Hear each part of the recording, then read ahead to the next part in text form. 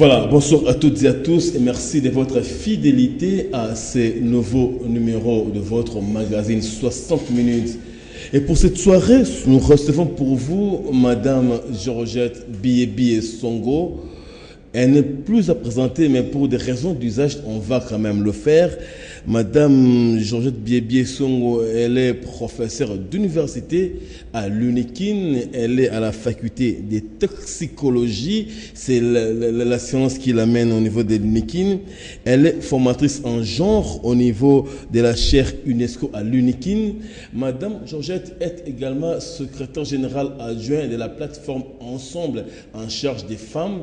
Plateforme dirigée par Moïse Katumbi Tchapoué, candidat président pour le 23 décembre 2018. On va en parler ici. Elle est également présidente de la GBS Foundation, Georgette Biébié Songo Foundation, sa fondation qu'elle a créée où il vient en aide aux défavorisés, aux jeunes, aux dames qui en ont besoin. Elle est également militante depuis 20 ans, c'est comme ça qu'on l'a appris, pour les causes, les droits des femmes congolaises. Aujourd'hui, nous la recevons par rapport à sa qualité de la SGA, de la plateforme Ensemble. Bonsoir Madame Biébié. Bonsoir Jean. Bonsoir professeur, c'est un titre important pour vous. Et l'honneur est pour nous de vous recevoir sur ce plateau de 60 minutes pour que nous parlions Congo, nous parlons de votre activité à l'enceinte de la plateforme, nous parlons également de la femme. J'espère que l'opinion sera édifiée à vous entendre. J'espère moi aussi. Actualité oblige, Madame Georgette, il y a 24 heures, le chef d'État s'est prêté à une activité importante, solennelle. Il a été au congrès du Parlement pour son discours sur l'état de la nation. Kabila a parlé et pensez-vous qu'aujourd'hui, ces discours rencontrent l'assentiment de la femme que vous êtes? Jean-Pierre, moi, avant que le chef de l'État ne parle, j'avais annoncé sur notre groupe, le courant politique, j'avais annoncé que la montagne allait accoucher d'une souris, qu'il n'y aurait rien de nouveau sous le soleil. Pour moi, le chef de l'État a parlé, mais je n'ai rien appris de nouveau. Tout est vieux comme le monde, et donc je n'ai rien appris de nouveau. C'est la position qu'il a toujours soutenue depuis 17 ans qu'il est là.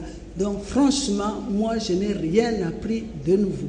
Et pourtant le chef d'État s'est félicité de certains nombres de performances. Il a dit que les fonctionnaires touchés en 2008 65 000 francs, il en est à 129 000 aujourd'hui. Pour le chef de l'État, c'est une avancée notable dans le vécu quotidien des fonctionnaires de l'État. Jean-Pierre, si on était dans un pays développé, je vous assure que le conseiller qui a rédigé ces discours pour le chef de l'État devait se faire révoquer parce qu'il a dit n'importe quoi. Si en 2010, le salaire du fonctionnaire était de 65 000 francs CFA, congolais, de 65 000 francs congolais, au taux de 800 francs, cela équivalait à 81,25 $. Aujourd'hui, le chef de l'État prétend que le salaire est passé à 129 000 francs congolais au taux de 1 600 francs congolais. Cela représente 79 $ pour les fonctionnaires congolais. Il y a eu régression, il y a eu régression et je pense qu'il n'y a pas de quoi en être fier. Mais pourtant, les chiffres représentés par le chef de l'État, pour lui, c'est une avancée. On quitte 69 000 ou 65 000 francs, des 129 000 francs. Si je vous dis que l'enveloppe est un peu regardez, Madame Biébié. Je vous dis que si on était dans un pays civilisé, ces conseillers devraient se faire révoquer. Je pense que le soir même, après le discours du chef de l'État, parce que c'est la honte. Pourquoi le serait-il, le chef d'État, en Mais poussant le discours? qu'en 8 ans, le fonctionnaire gagnait 65 000 francs congolais au taux de 800 francs congolais. Cela équivalait à 81 $. 8 ans après, les mêmes fonctionnaires gagnent 129 000 francs congolais, ce qui équivaut à 79 $. Comment est-ce qu'on peut prétendre qu'il y a une progression? De qui se moque-t-on dans ces pays? De qui? Mais le chef de l'État a également, dans son discours, Madame Biébi, on va un peu s'y attarder parce que c'est l'actualité, a également évoqué les avancées sur le plan social, les centres hospitaliers qu'il faut construire dans les territoires congolais, les écoles 1000 qu'on doit construire. Ce sont des choses qu'il s'est targué la poitrine pour dire qu'on y va, on va y arriver. Jean-Pierre, ce n'est pas à la fin d'un mandat qu'on vient faire encore de promesses. Il devait faire son bilan. Moi, j'avais entendu ma tata Pogno parler de construire 1000 écoles. À l'époque, j'avais dit que pour le Congo, ce n'est pas 1000 écoles qu'il faut, c'est 100 000 écoles qu'il faut.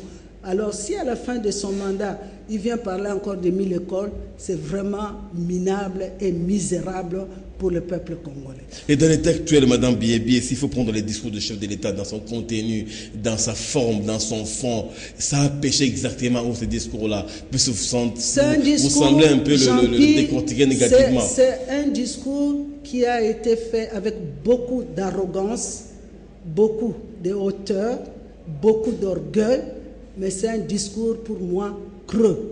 Parce que quand il parle de la réduction du taux du chômage à 15%, il l'a trouvé à combien?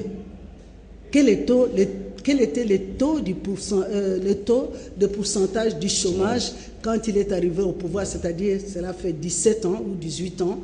S'il l'avait trouvé à 100%, si tous les Congolais étaient au chômage, s'il l'a réduit à 15%, c'est-à-dire qu'il reste encore 85% de Congolais qui sont dans le chômage. Est-ce qu'on doit s'auto-féliciter pour cela? En 18 ans, on a réduit le taux du chômage de 15%. Moi, je pense qu'en tant qu'enseignante, je coterais ou je noterais cela comme médiocre. Le rendement est médiocre. Si en 18 ans, on réduit le taux de chômage de 15%, le rendement est médiocre et je pense qu'il n'y a pas de quoi en être fier. Mais alors, les dernières statistiques, Madame Biébi, nous donneraient un chiffre un peu éloquent. Le taux de chômage serait de 94%. Il y a 5 ans, pour lui, c'est une avancée. On passe de 94 à 85. Jean-Pierre, vraiment, Jean-Pierre, je préfère ne pas perdre du temps là-dessus. C'est du n'importe quoi. C'est pas sérieux. On ne peut pas rester au pouvoir pendant 17 ans, 18 ans et réduire le taux de chômage de 15%. C'est médiocre. C'est médiocre. Pour moi, c'est médiocre. Ok, Madame Biébi, dans la foulée de ces discours du chef de l'État, il a eu un mot important, une phrase importante où il a dit que les élections sont irréversibles. On va y aller jusqu'au 23 décembre 2018. Vous y croyez-vous en tant que membre important d'une plateforme qui s'appelle Ensemble? Parce qu'il a dit le train est en marche, on ne va pas reculer. Vous y croyez-vous? C'est une machine qui a plusieurs têtes et qui a plusieurs casquettes. Ça fait longtemps qu'il parle du train des élections qui est déjà lancé et c'est irréversible. Ça fait 2 ans maintenant qu'on n'a pas organisé les élections. Si les autres fois, on ne les a pas organisées, je ne sais pas qu'est-ce qui me pousse à croire que cette fois-ci, on va les organiser. Mais puisqu'il y a une date, il y a un calendrier électoral qui est déjà sorti, nous, tout en sachant, moi personnellement, tout en sachant que les élections ne vont pas être organisées, nous on s'est dit, on va quand même déposer les candidatures sans trop y croire. Parce que les élections vont être financées avec le fonds propre de la RDC. Qu'est-ce qui a manqué en 2016 pour financer les élections? Qu'est-ce qui a manqué? Parce qu'en 2016, on nous a dit qu'il manquait le financement. Aujourd'hui, on dit que les élections vont être financées avec un fonds propre de la RDC. Je vous assure que nous ne sommes pas sûrs que les élections vont être organisées, mais comme ils ont plusieurs casquettes, nous y allons quand même, nous présentons nos candidatures sans trop y croire, parce que je ne vois pas qu'est-ce qui nous pousse à croire cette fois-ci qu'il va organiser les élections, parce que c'est la même phrase qu'il répète depuis 4 ans ou 5 ans. Vous n'y croyez pas, et pourtant il y a beaucoup d'indications et même d'indicateurs qui vous donneront pas raison. Madame Biébié, on a ouvert le bureau de traitement des candidatures, les BRTC, on a recueilli certaines candidatures, les machines à voter sont checkées ça et là. Le président de la CENI, en tripartite avec le CENSA et le gouvernement, a donné des assurances, et vous, dans l'ensemble, vous pensez que les doutes doivent demeurer. N'est-ce pas vous qui n'êtes pas prêt pour ces scrutins? Jean-Pierre, en 2015, nous avons également déposé nos candidatures. Nous avons payé les cautions qui n'ont jamais été remboursées. C'est une promesse faite par la CENI. Les cautions pas seront remboursées. Ce n'est pas la CENI la qui a promesse perçu, a été faite de manière ferme. Ce n'est pas la CENI qui a perçu la caution, c'est le Trésor public qui a perçu cet argent, et je considère que c'est du vol. On a volé le peuple congolais, et je pense que cette fois aussi, ça va être pareil. Donc, la machine à voter, vous savez tous les problèmes que pose cette machine à voter. Pourquoi problème? Parce que les élections doivent être organisées d'une manière consensuelle. Moi, je suis membre du comité de liaison, parti politique et la CENI. On n'a jamais discuté de la machine à voter. Donc, Nanga, c'est un exécutant. Il organise les élections, mais il ne nous impose pas les systèmes ou les moyens que nous devons utiliser. Ce sont des politiques qui vont aux élections. Nanga ne peut pas décider seul. Il y a un comité de liaison entre les partis politiques et la CENI. On n'a jamais parlé de la machine à voter. Peut-être que c'est une bonne machine. Peut-être qu'elle va nous faire des économies. Mais à partir du moment où on nous l'impose, nous on refuse. Parce qu'il n'y a pas... on a rompu le climat de confiance qu'il y avait entre les partis politiques et la CENI, qui est l'organe exécutant. La CENI ne décide pas à la place des politiques pour nous imposer une machine qui nous vient du ciel, qui nous tombe du ciel. Avec cette machine, on n'en a jamais discuté. Donc, il y a un problème de manque de confiance qui s'est installé entre la CENI et les politiques. On ne peut pas nous imposer d'utiliser cette machine aux élections du 23 décembre 2018. Ne pensez-vous pas que là, vous êtes en train de faire une fausse route, vous ensemble, qui êtes à l'opposition aujourd'hui, Madame Biébié? Le chef d'État a rassuré l'opinion, lui, en tant qu'institution, qu'il y aura élection. Et ne pensez-vous pas être un peu dans une distraction perverse? Et demain, s'il y a remet élection, vous serez à la traîne. Nous craignons cette façon de voir les choses. Parce qu'il a dit, la CENI l'accompagne, et même hier, on parlait de Madame Biébié, on a vu les gens applaudir au chef de l'État. Ils ont endossé son discours, ils l'ont accepté, ils l'ont avalisé finalement. Et vous, c'est toujours les blackouts. Jean-Pierre, vous êtes un grand journaliste. Je pense que vous devez prendre votre micro baladeur, vous promener un peu dans la ville de Kinshasa et pourquoi pas sur toute l'étendue de la RDC pour demander l'opinion de la population congolaise par rapport à ces discours. Ceux qui applaudissaient et qui après sont allés danser, sont allés fêter, ce sont ceux qui sont à la mangeoire, qui soutiennent ce gouvernement, qui soutiennent ces systèmes de gestion de notre pays, qui nous a réduit, Jean-Pierre. Nous avons honte aujourd'hui d'être le Congo, le grand Congo, les géants. Nous avons 4 milliards de budget annuel pour 80 millions d'habitants. Ils ont dansé quoi? Ils ont dansé pourquoi? Nous avons un budget annuel de 4 milliards avec 80 millions d'habitants. Le Rwanda a 20 milliards de budget annuel avec 6 millions d'habitants.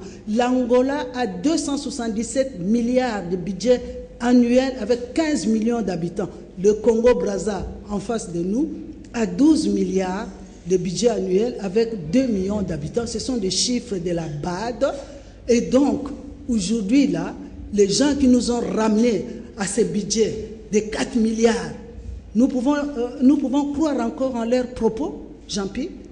On peut croire encore aux propos de ces gens-là qui vendent une tonne de cobalt à 100 000 $. Aujourd'hui, c'est le prix de vente d'une tonne de cobalt, 100 000 $. 10 tonnes, c'est combien? 100 000 $. 10 tonnes, ça ferait 1 million de dollars. 100 tonnes, ça ferait combien? 10 milliards de dollars. Et nous avons un budget annuel de 4 milliards. Vous n'avez pas honte, vous allez danser. Vous dansez pour avoir rendu quel service à la nation? Je pense que la politique ou le pouvoir, c'est la gestion de la cité, c'est rendre service à une population, c'est répondre aux besoins fondamentaux d'une population. Mais les fonctionnaires, les mieux payés, les fonctionnaires de l'État, celui qui rend service à la nation à 79 $ par mois, et vous allez danser parce que vous avez fait un discours. Demandez à la population, ne demandez pas à une poignée de personnes, mais demandez à la population de Kinshasa quelle est leur opinion par rapport à ce discours qui a été prononcé hier au Palais du Peuple. Ok, Madame Biébié, nous sommes dans le chapitre élection, le chef de l'État a rassuré, mais si nous scrutons un peu l'attitude d'ensemble, c'est peut-être parce que votre champion Moïse Katumbi Tchapou est bloqué, c'est comme s'il ne va jamais venir compétir, et cela vous donne des doutes, vous donne des migraines, vous perdez le sommeil, n'est-ce pas par le fait que Moïse Katumbi n'a plus le moyen de venir compétir que vous ensemble, vous semblez un peu perdre l'équilibre? Jean-Pierre, je dois vous avouer qu'on est en politique et la politique est dynamique.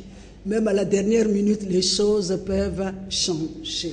Je prends l'exemple du Bénin, où Patrice Talon avait un mandat d'arrêt international contre lui parce que son ami qui était au pouvoir ne voulait pas le voir comme candidat dans son pays. Et il s'est arrangé pour qu'il y ait un mandat d'arrêt international. Mais aujourd'hui, je vous apprends que Patrice Talon est président de la République du Bénin. Donc, les exemples sont là. Nous ne nous inquiétons pas. C'est une question de dynamisme. D'ici, même peut-être à la dernière minute, on peut voir Moïse Katumbi débarquer à Kinshasa et présenter sa candidature à la magistrature suprême. Mais c'est démêlé judiciaire, il falsifie les documents officiels de l'État, son passeport, tout ce qu'il a comme cohorte de problèmes pourrait le bloquer, Madame Biébié. Tout ça vous minimisez, c'est du mini-fretin? Jean-Pierre, il y a un adage qui dit, si on veut noyer son chien, on l'accuse de rage. Je pense qu'aujourd'hui, on n'en est plus là. Le même pouvoir avait demandé à la Senko d'examiner un peu le dossier de Katumbi par rapport à l'histoire de la spoliation de la maison. Je crois que la Senko, les évêques, nos évêques, sont des hommes sérieux, nous pouvons les prendre au sérieux. Ils ont rendu leur rapport. Ce rapport est vide, il n'y a rien dedans. La maison appartient à Katebeka Toto. Si on doit poursuivre quelqu'un, c'est le grand frère de Moïse Katumbi Tchapou. Son grand frère, si c'est lui qu'on devrait poursuivre. Par rapport à l'affaire des mercenaires, on nous a parlé de 600 mercenaires. Le ministre Tambo Mwamba, j'avais beaucoup de considération pour lui. Je le prenais pour un homme d'État. Mais depuis pas mal de temps, j'ai changé ma façon de le considérer parce que parler de 600 mercenaires, vous les avez vus, vous? On ne les a jamais vus. Cette histoire de 600 mercenaires, on les a... Comment un État peut tomber si bas? Comment? Ça, c'est des choses que je ne m'explique pas. Les 600 mercenaires, on ne les a jamais vus. Mais il a été condamné pour ça. L'histoire de la falsification du passeport. Ça, c'est un usage de faux. Vous êtes prof d'université, vous savez si ça coûte falsifier un document officiel procédé par un usage de faux. Vous savez, ça coûte dans la juridiction congolaise. Ça, quand même, vous ne l'avez pas minimisé. Si on veut vous trouver de poux, même sur une tête chauve, on en trouvera. On en trouvera. Donc, c'est trop bas. Je ne voudrais pas continuer à faire des commentaires là-dessus parce que j'ai honte de mon pays, de voir les institutions judiciaires de mon pays de tomber si bas. J'ai honte. L'histoire de la double nationalité, peut-être qu'on peut en parler aussi, mais il y en a combien qui ont la double nationalité? Vraiment, ces problèmes de double. Mais mettons, on dit, éventrons les boas et traitons les problèmes pour tout le monde. Pourquoi s'acharner sur une personne Alors que ce problème, il est là. On avait parlé d'un moratoire. On a déjà obéi à ces moratoires. On n'est pas sérieux, Jean-Pierre, on n'est pas sérieux. Notre candidat, il est valable, je pense qu'il fait peur, et au moment voulu ou au moment convenu, je pense que Moïse Katumbi sera là, il va présenter sa candidature. Madame Biébié, nous sentons une assurance dans votre chef qui nous inquiète tout de même. Donc pour vous, Moïse Katumbi est propre, il est irréprochable. Tout ce qui est dit, l'État congolais, c'est de la pure invention. Alors on va déboucher sur quoi? Moïse viendra pas, on ne sait pas. Le 25 prochain, on va démarrer les dépôts de candidature. Jusqu'au 8 Et vous estimez que même en dernière minute, Moïse Katumbi peut faire irruption à Kinshasa et déposer sa candidature? Jean-Pierre, je voudrais, heureusement que vous me donnez l'occasion d'en parler, je voudrais souligner une chose. Quand on est dans la majorité présidentielle, et aujourd'hui c'est la fosse commune pour le Congo, le FCC, c'est la fosse commune pour le Congo. On va y arriver, on va y arriver. Quand on est là-dedans, on est saint, on est blanc comme neige, on est des anges quand on est là-dedans. Mais quand on quitte la plateforme, avant c'était la majorité présidentielle, aujourd'hui c'est le FCC, je pense que ces raisonnements-là ou ces jugements-là ne nous surprennent pas. Ces hommes, moi je n'ai jamais, il n'y a pas d'homme parfait, il n'y en a pas. Tous ces hommes qui sont au pouvoir, que ce soit au Congo, que ce soit ailleurs, il n'y a pas d'homme parfait. Chacun a son histoire, chacun a son passé, mais je pense qu'on devrait voir qu'est-ce que la personne à qui on fait confiance peut apporter à la nation. Mais si on veut juger tout le monde, mais on n'a qu'à commencer par ceux qui sont au pouvoir là-bas, qui sont corrompus jusque-là et qui ne sont pas poursuivis. Quel est le résultat? Quelle est la réponse qu'on donne au dossier du professeur Luzolo Bambi, qui est le conseiller spécial du chef de l'État en matière de lutte contre la corruption? Il y a des dossiers, mais ces gens-là, qui en parlent? Ils n'ont jamais été condamnés. Donc, il suffit que Moïse, quand il était dans la majorité présidentielle, c'était le meilleur gouverneur, c'est celui qui a fait de bonnes choses, de grandes choses pour la commune, pour la province du Katanga. Il a suffi qu'il quitte la majorité présidentielle pour qu'il devienne tout ce qu'ils sont en train de raconter sur lui. Un chat noir. Madame Biébié, vous avez effleuré, j'allais arriver là-dessus d'ailleurs. Aujourd'hui, il y a comme une impression des peurs dans le chef de certaines plateformes politiques. Tout le monde a peur du FCC. Et quand on voit les personnalités, les hommes qui le composent, récemment, on a vu une des sommités de votre corps, un professeur, Elikam Bokolo, a rejoint la barre. C'est-à-dire que quand même, des intellectuels font confiance au FCC. Et pourquoi pas vous n'y croyez pas? Jean-Pierre, nous sommes en démocratie. Nous sommes en train d'apprendre la démocratie. La démocratie, c'est ça aussi. C'est la tolérance. C'est le respect du choix de l'autre. Mais je voudrais aujourd'hui appuyer sur le fait que Hitler également avait des intellectuels, avait des savants autour de lui qui l'ont aidé à fabriquer des substances toxiques. Je sais de quoi j'en parle parce que je suis toxicologue. Toutes les solutions qu'ils ont utilisées pour gazifier les Juifs, c'était des éminents professeurs qui lui ont donné la solution, la formule. Donc il n'y a rien de nouveau sous le soleil. Que le professeur Elikam Bokolo, que je connais très bien parce qu'on a milité ensemble à Paris, lui et mon mari, avec d'autres étudiants congolais contre la dictature de Mobutu, qu'aujourd'hui qu'il ait choisi d'adhérer au FCC, c'est son choix. C'est son choix. Ça vous déçoit? Moi, personnellement, ça me déçoit parce que je le connais comme un homme de gauche, comme quelqu'un qui a toujours défendu des valeurs. Aujourd'hui, quelles sont les valeurs qu'il va défendre dans ces fronts communs, la fosse commune pour le Congo? Quelles sont les valeurs qu'il va défendre? C'est des fronts communs, Madame Biébié. On l'appelle comme l'on veut, hein?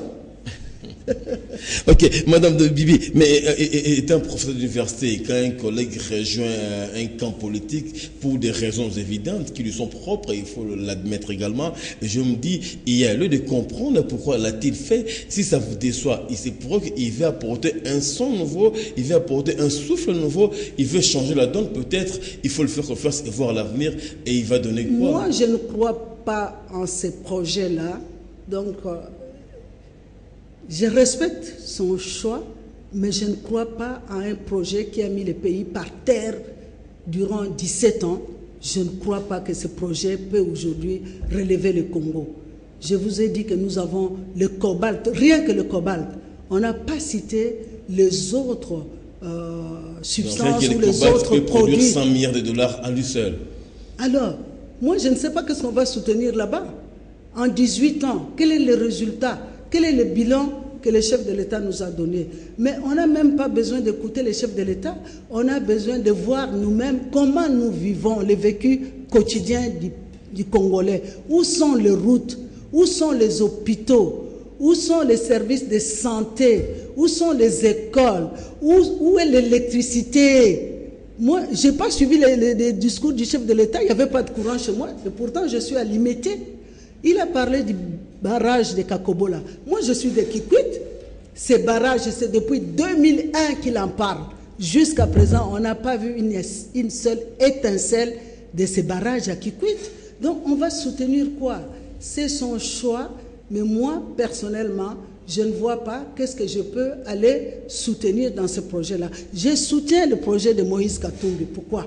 Parce que là, il y a 4 piliers. Le premier pilier, nous l'appelons le pilier politique, c'est le pilier de la consolidation de la paix et de la démocratie, c'est les gages du développement, c'est la sécurisation de nos frontières qui sont poreuses et les étrangers entrent tous les jours et ils sortent et ils entrent comme ils veulent. Le deuxième pilier, c'est le pilier social que nous appelons la valorisation du capital humain. Comment on va valoriser le capital humain? En répondant aux besoins fondamentaux. Moïse Katumbi promet de construire des écoles, de construire des routes, d'avoir des services de santé adéquats, d'avoir des maisons habitables. Tout à l'heure, j'ai quitté le campus pour venir ici. J'ai regardé tout au long de la route. Les gens sont dans des maisons en tôle, avec la chaleur qu'il y a ici. Il y a des taudis plutôt, dans toutes les communes de Kinshasa. Moïse Katumbi promet de construire des habitations sociales, 23 000 km de routes que le président de la République a construit en 18 ans de règne.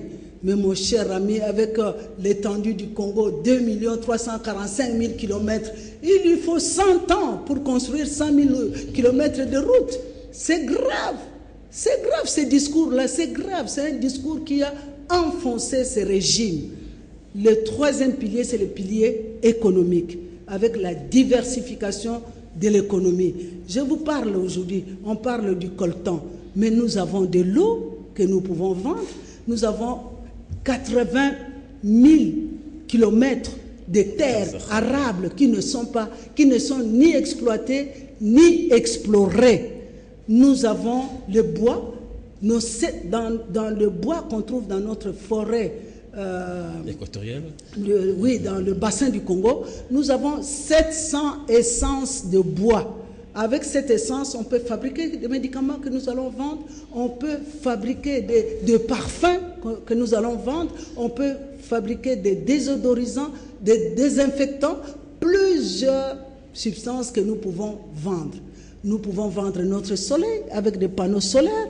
Nous avons donc la diversification de l'économie et avec ça, Moïse Katumbi dit il va créer 100 millions d'emplois et il y aura 100 milliards de recettes pour créer ces 100 millions d'emplois en 5 ans, s'il vous plaît, et 3 500 000 pour les jeunes. Le dernier pilier, c'est le pilier de lutte contre le réchauffement climatique. Vous vous rendez compte, nous avons la deuxième grande forêt du monde qui produit de l'oxygène pour l'humanité. On nous appelle les deuxièmes poumons verts de l'humanité après l'Amazonie. Oui. Nous avons le deuxième plus grand fleuve du monde après l'Amazone.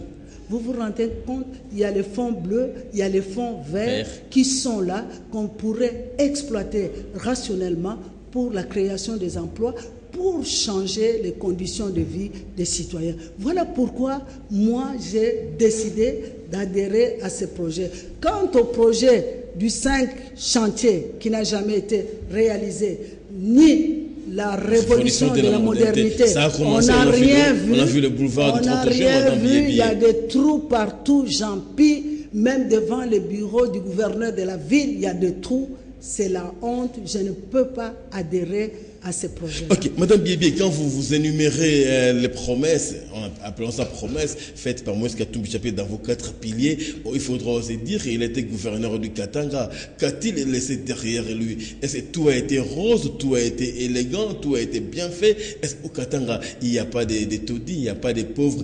C'est son bilan aussi qui fait que les autres vilipendent un peu son mandat à la tête de la province du Katanga. Moi, je n'ai pas donné le bilan de Moïse Katumbi. Ce sont ceux qui étaient au pouvoir avec lui qui ont donné le bilan. Ils ont dit que c'était le meilleur gouverneur de la RD Congo, que la province de Katanga était celle qui était la mieux gérée. Nous, pour une fois, je peux croire à leur bilan, ce qu'ils ont dit par rapport à Moïse.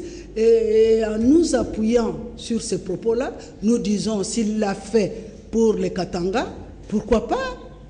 Pourquoi pas? Il le fera aussi pour le Congo. Mais quand on dit qu'on a bien géré, cela ne veut pas dire qu'on a résolu tous les problèmes.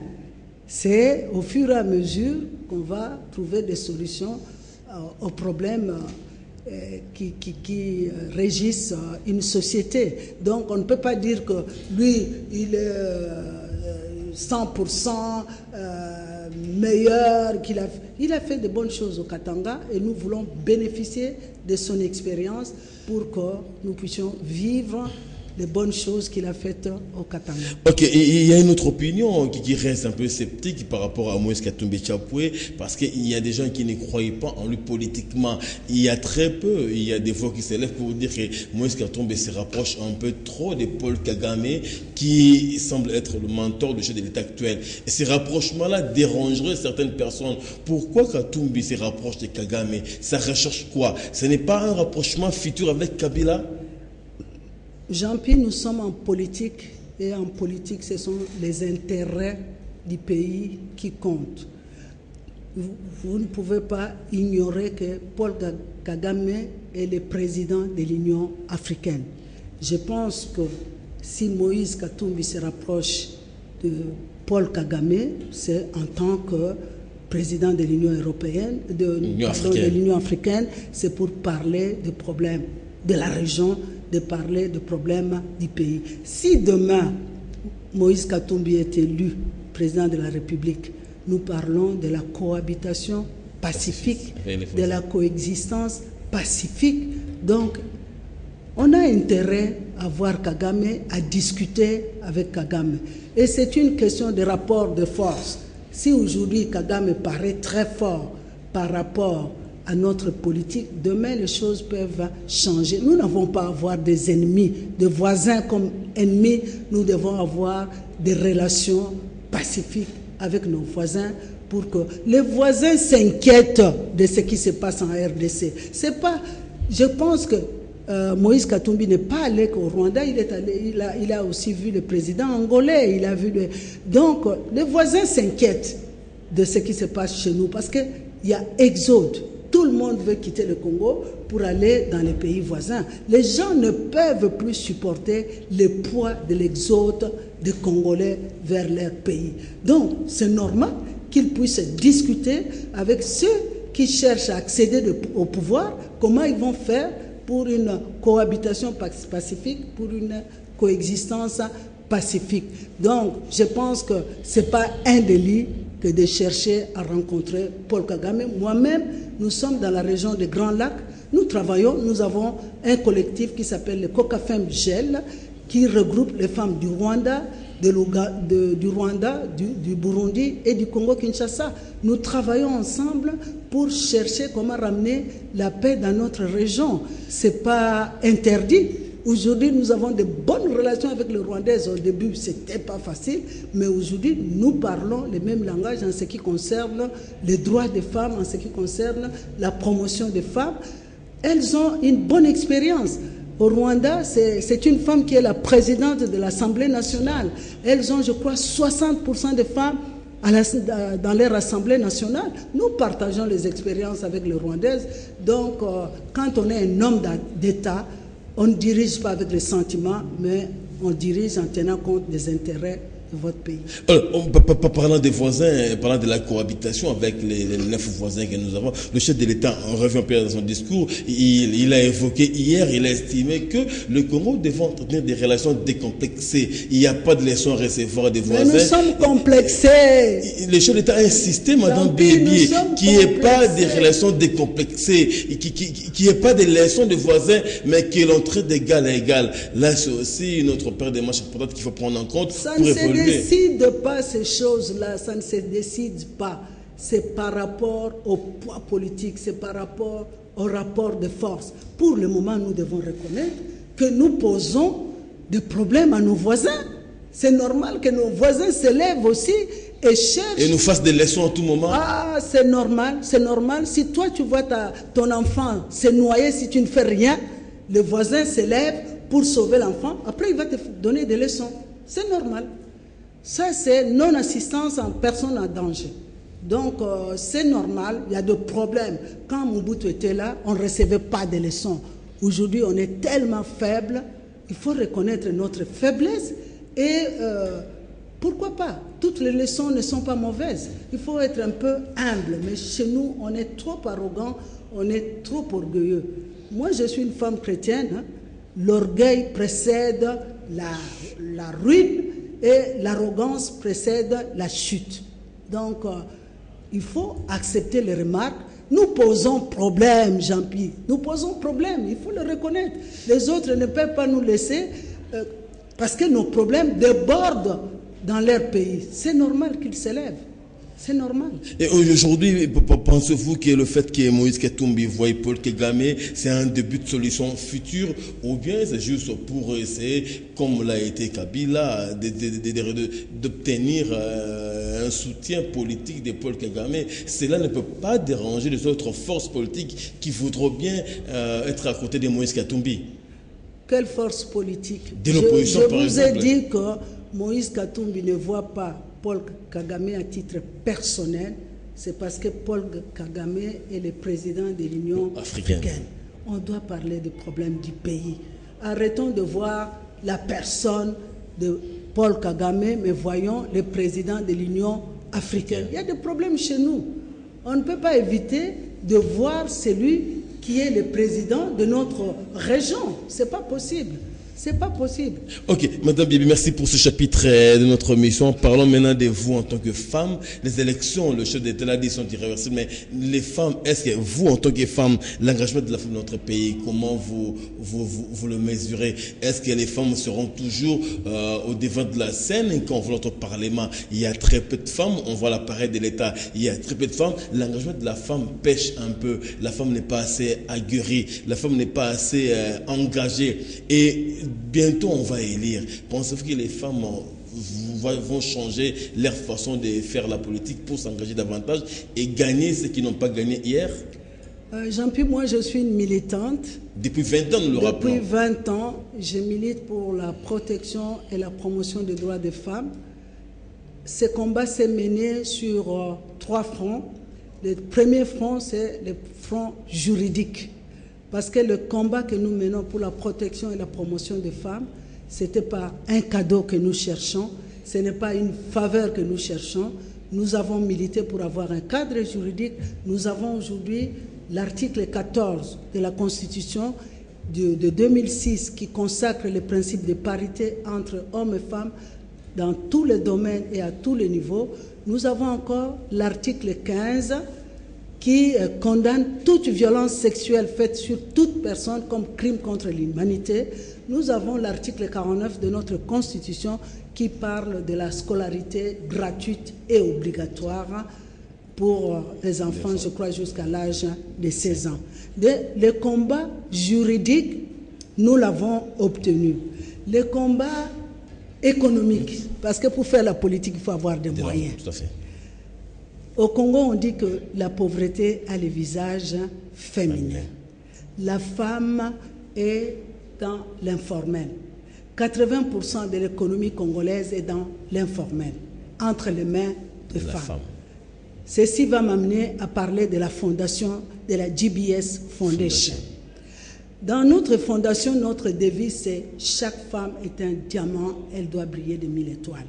Parce que nous considérons que toutes ces femmes qui ont 80% de l'économie congolaise sont des diamants bruts. Nous devons les tailler pour qu'elles brillent. On va les tailler comment? On va les tailler par la formation. La formation en microfinance, la formation en management pour pouvoir attirer les autres. Et notre souci, c'est d'appuyer les activités génératrices de revenus, les transformer en petites et moyennes entreprises pour augmenter le volume d'affaires de ces femmes, mais pour augmenter aussi leur capital. Parce que la petite et moyenne entreprise est créatrice d'emplois et de richesses. C'est ça le but fondamental de la GBS Foundation pour répondre à cet adage qui dit au Congo, en RDC, la pauvreté a le visage féminin. Donc ces combats économiques, nous sommes en train de les mener encore.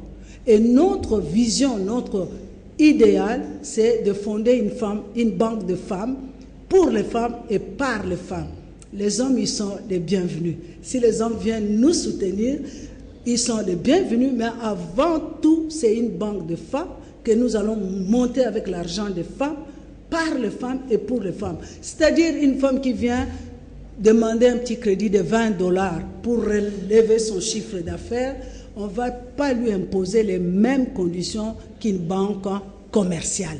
C'est une banque qui va être montée avec les femmes, entre les femmes, même si on dit Basi Batonga Rambokate, mais nous sommes décidés à démontrer que les femmes congolaises, quand elles veulent, elles peuvent se mettre ensemble et Batongi Pe Eloko Monani. Le troisième volet, c'est le volet politique. C'est celui qui nous concerne tout à fait. maintenant. Oui. C'est vrai, à l'Assemblée nationale, nous avons plus ou moins 10% de femmes. Moins de 100 femmes sur les 400 députés nationaux. Ouais. C'est très minable. Oui, moi je vous ai dit que je suis militante.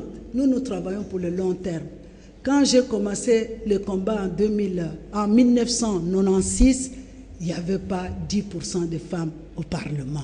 Aujourd'hui, si on en a 10, pour moi, je dis, on avance petit à petit. Je ne me fais pas... je ne suis pas là en train de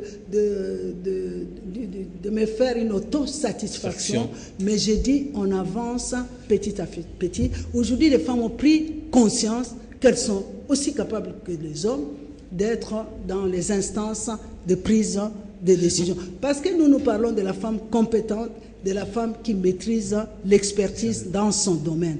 Et donc nous continuons à nous battre pour que ce taux de 10% que nous avons au Parlement ou à l'Assemblée nationale puisse augmenter. Mais ce n'est pas facile parce que la femme est pauvre, la femme n'a pas de moyens. C'est pour cela que nous insistons, on avance, qu'il y ait des mesures discriminatoires positives dans notre loi électorale, comme on fait au Rwanda. Au Rwanda, en plus des listes normales, il y a des quotas qui sont accordés aux femmes. C'est ça qui augmente, c'est ce que nous appelons la mesure discriminatoire positive. Et pour terminer ce chapitre, je ne suis pas de nature à flatter les gens. Je ne suis pas. Je suis une militante. Je me bats pour une cause juste, pour une cause noble, mais je voudrais quand même jeter une fleur à Moïse Katumbi Tchapwe, qui vient de composer son cabinet. Et dans son cabinet, nous avons 23 femmes et 23 hommes. Donc sur 46 membres de son cabinet, il y a 23 femmes. Et ce n'est pas n'importe quelle femme. je vous assure, j'en connais quelques-unes, elles sont très compétentes. Et c'est la première fois en RDC de voir au sein d'une institution de prise de décision autant de femmes que d'hommes. Mais madame Bibi, n'allez pas ignorer qu'on a au-delà des 400 partis politiques, mais il n'y a pas très peu de femmes qui dirigent les partis. Les exemples, vous êtes secrétaire général adjoint, il y en a que 2, Bazaïba au MLC, et vous dans l'ensemble, c'est-à-dire que la confiance n'est pas au rendez-vous auprès des femmes qui doivent diriger. Prenez les grands partis politiques, il y a le MLC, il y a vous ensemble, il y a l'UDPS, il n'y a que 2 femmes qui chapeautent les directeurs des partis. Ça prouve que la confiance à la femme, c'est une denrée, je ne dirais pas rare, mais qui n'existe même pas. Moi, le combat que je mène dans l'esprit genre, dans l'approche genre, je ne veux pas avoir 2 mondes. Un monde de femmes et un monde d'hommes. Moi, je voudrais un monde où les femmes et les hommes capables, compétents, se mettent ensemble, se complètent pour faire avancer les choses. En tout cas, moi, personnellement, je n'ai pas eu l'appel de créer un parti politique. Je milite au sein d'un parti politique. Le fait de créer 700 partis politiques dans notre pays, mais vous voyez ce que cela donne. C'est n'importe quoi, n'importe qui se lève le matin, je ne sais pas si c'est une vision qu'ils ont eue en rêve, il se lève, il cherche $5 000, il va se pointer pour... On ne crée pas un parti politique parce qu'on a envie de créer un parti politique. Suivons l'exemple de grandes démocraties. En France, il y a combien de partis politiques? Aux États-Unis, il y a combien de partis politiques? Donc, en France, est-ce qu'il y a un chef de parti politique femme? Aux États-Unis, il y a des femmes qui militent activement au sein des partis politiques. On n'a pas besoin d'avoir des partis politiques femmes. Je ne pense pas. Et puis, l'ensemble, ce n'est pas un parti politique, c'est une plateforme électorale. Ok, Madame Bibi, on va bientôt chuter dans cette émission. On va revenir à la question principale, c'est-à-dire les élections qui doivent arriver. Vous avez dit, vous, dans l'ensemble de la machine à voter, vous récusez ça sans forme de procès. Et pour vous, Moïse Katumbi doit arriver à Kinshasa, donner sa candidature. Mais il y a encore un moment, Madame Bibi. Moïse Katumbi doit composer avec qui? Est-ce qu'il est prêt à se livrer de certains prérogatives? Parce que dans l'opposition, vous êtes dans l'opposition, on parle déjà d'une candidature unique. Moïse est prêt à laisser, s'il faut laisser? Bon, moi je pense qu'on est en politique, on négocie. Il y a de grandes tractations qui sont en train de se faire. Moi, je n'entre pas dans ces grandes négociations, mais selon ses dires, selon son discours, je pense qu'il est prêt à laisser un autre prendre la place du candidat unique pour l'opposition. Vous avez vu quand il y a eu, je crois quand il y a eu quand il y a eu concertation ou dialogue, lui il n'était pas là, mais il a quand même autorisé aux gens qui étaient membres de son obédience d'aller à ces négociations. Je pense que c'est un homme qui a assez de hauteur, qui peut vraiment, pour l'intérêt du pays, par rapport à ses discours, par rapport à son attitude, je pense qu'il peut adhérer à la candidature unique de l'opposition. Madame Bibi, Moïse Katumbi, on le reproche également de ne pas être très ouvert aux autres. Est-ce qu'aujourd'hui il peut laisser? Alors, qu'est-ce qui fait qu'aujourd'hui il n'y a pas un rapprochement qu'on a vu entre Ensemble et le rassemblement de Tshisekedi? Qu'est-ce qui bloque? Non. Ça pêche Jean-Pierre, il ne faut pas dire ça parce que moi j'ai vu sur les réseaux sociaux Moïse Katumbi et Félix Tshisekedi. Je les ai vus ensemble. J'ai vu Moïse Katumbi et Étienne Tshisekedi à la création du rassemblement. Moïse Katumbi est allé voir le chairman Jean-Pierre Mbemba à La Haye. Je pense que c'est un homme ouvert. Au contraire, moi je ne le connais pas personnellement, mais les gens qui l'ont déjà disent que c'est un homme ouvert, c'est un homme qui a un grand cœur. Moi je ne le connais pas personnellement, mais par rapport au contact qu'il a avec les autres chefs de partis politiques ou de plateformes, je pense quand même que c'est un homme ouvert. Madame Bibi, on va terminer cette émission par une dernière question. Coup de théâtre aujourd'hui, Kabila décide, je laisse le pouvoir, j'ai comme dauphin Moïse Katumbi. Comment vous réagissez? C'est un rêve qui ne va pas se réaliser. C'est un rêve qui ne va pas se réaliser. Il peut le faire, il a le droit de dire que non, j'ai réalisé, j'ai fait marche arrière, je désigne comme dauphin Moïse Katumbi. Comment vous ensemble allez réagir? Non, c'est un rêve qui ne va pas se réaliser. Nous sommes là avec le chef de l'État, ça fait 18 ans qu'on a cheminé avec lui, il faut analyser l'homme. C'est un rêve, malheureusement, qui ne pourra jamais se réaliser dans notre pays. Alors, il sera candidat lui-même, je pense. La Constitution ne l'autorise pas du reste, donc il n'y a pas de dispositions qui peuvent l'autoriser à être candidat. C'est fini, il aura un dauphin au niveau du FCC. Madame Biébi, merci d'avoir été des nôtres pendant ces 50 minutes. Pour clore, comment voyez-vous ensemble dans 2, 3, 4, 5 ans? Dans 2, 3, 4, 5 ans, ensemble, c'est une grande plateforme avec les 4 piliers du programme de Moïse Katumbi. Cette plateforme, si elle arrive, si elle réalise l'élection de Moïse Katumbi à la tête de cette nation, je pense qu'il y aura des changements profonds pour cette nation. Je pense que nous allons enfin dresser nos fronts longtemps courbés. Parce que jusqu'à présent, ça fait 58 ans que nous sommes indépendants. Au lieu de dresser les fronts, nos fronts ne font que courber. Je pense qu'avec la plateforme ensemble, avec les 4 piliers du programme de Moïse Katumbi, on pourra enfin valoriser le Congolais qui est clochardisé aujourd'hui, qui est chosifié aujourd'hui. On pourra enfin, le Congo c'est une bénédiction pour l'humanité. Le Congo, c'est une source de bénédiction, un canal de bénédiction, non seulement pour nos voisins, mais pour toute l'humanité. Je pense que le Congo pourra jouer ce rôle de géant d'Afrique qu'il est. Pour le moment, il est par terre, mais avec les 4 piliers, avec le programme de Moïse Katumbi, il est possible que le Congo se relève et joue le rôle moteur. France Fanon a dit, l'Afrique est comme un revolver dont la gâchette se trouve au Congo. Mais cette gâchette qui se trouve au Congo, nous ne voulons pas appuyer sur cette gâchette pour donner la mort. Nous voulons donner la vie, nous voulons donner l'eau, nous voulons donner l'air, nous voulons donner l'oxygène, nous voulons donner nos essences, nous voulons donner nos espèces rares animales.